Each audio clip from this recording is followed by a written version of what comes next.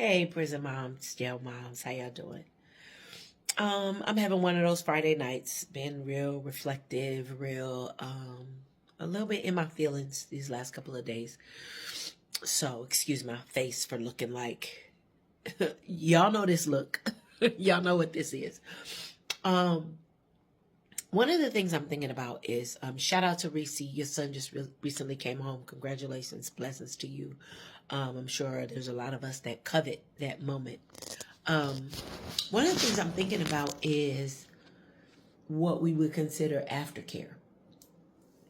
When they come home, our guys are coming home with PTSD, like real talk. Depending on how long they've been away, I just had a long conversation with my son about there is, if there is substance abuse involved, there is treatment, right? But even if not, there is an unlearning of institutionalization, right? For example, I use this very ridiculous example when my sons and I are talking about it.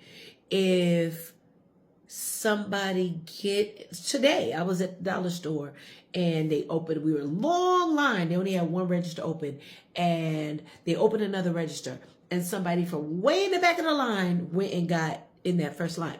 I was the next person in line. As frustrating as that is, I have to just be like, okay, you got it. I might say something, but at the end of the day, it's still like, okay, you got it. If I'm fresh out of the pen and you get in front of me, you disrespect me, based on what I'm hearing, I gotta let you know physically that this is unacceptable for all kind of reasons, because the next person is gonna think they can do me like that. And then if I'm affiliated, my affiliates ain't gonna have me allowing people to think they could just blah, blah, blah. Out here in the world, I cannot physically assault a person for getting in front of me in line. That is better known as a felony. I'm arrested for that. However, behind those walls, I absolutely cannot let somebody get away with dealing with me like that.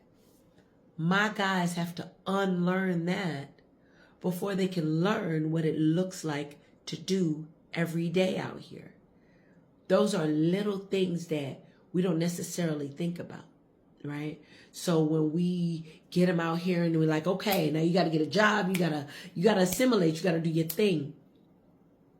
Our guys don't get the opportunity to figure this out, to unlearn what they had to learn to survive. Even the idea of, we go downtown, we hanging out, we on at the mall or whatever the thing is, and there are hundreds of people just moving around. That's not a thing. Inside of there, if it's hundreds of people moving around, you looking, you on guard, your head is on a swivel, you don't know what could happen. So it's a whole different vibe from relaxing and walking around at the farmer's market with your mom. Whole different get down.